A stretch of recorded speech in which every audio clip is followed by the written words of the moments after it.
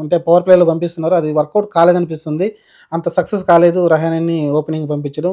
అది కొంచెం ఇబ్బంది కలిగిస్తుంది ఆళ్ళని టాప్ ఆర్డర్‌లో ఏదైతే ఓపెనింగ్ ఏదైతే ఉందో, వాళ్ళ పవర్ ప్లేలో స్కోరే రావట్ల. ఒక్క శివన్ దుబే మీదనే ఎక్కువ వాళ్ళైతే డిపెండ్ అవుతున్నట్టయితే నాకు తెలుస్తుంది. శివన్ దుబే తప్ప మిగతా ఏ బ్యాటర్స్ కూడా అంతగా ఫామ్‌లో నాకు కనిపిస్తున్నట్టు నాకు కనిపించట్లేదు. ఓవరాల్‌గా నాకు తెలిసి ఇంగా ముస్తఫిజుర్ గానీ, లేకుంటే పతిరానా గానీ హ్మ్. మంచి మంచి మంచి బౌలింగయితే ఏస్తున్నారు గానీ, కానీ మెయిన్ వీళ్ళకి వీక్‌నెస్ టాప్ ఆర్డర్‌లో ఏదైతే ఓపెనింగ్ భాగస్వామ్యం ఉందో రుతురాజ్ గైక్వాడ్ అంత ఫామ్ కనిపించట్లేదు. అలానే రచిన్ రవిచంద్ర కూడా స్టార్టింగ్‌లో మంచిగా ఆడినప్పుడు, ఆ తర్వాత మళ్ళీ ఫామ్ కోల్పోయాడు. శివన్ దుబే ఒక్కడే భుజాల మీద యేసుకొని ఎళ్తున్నాడేమో నాకనిపిస్తుంది సీఎస్‌కే టీమ్‌నయితే. నాకలా అనిపిస్తుంది. మరి మీరేమనుకున్నారో కామెంట్ సెక్షన్‌లో పెట్టండి. నాకైతే అదే అనిపిస్తుంది.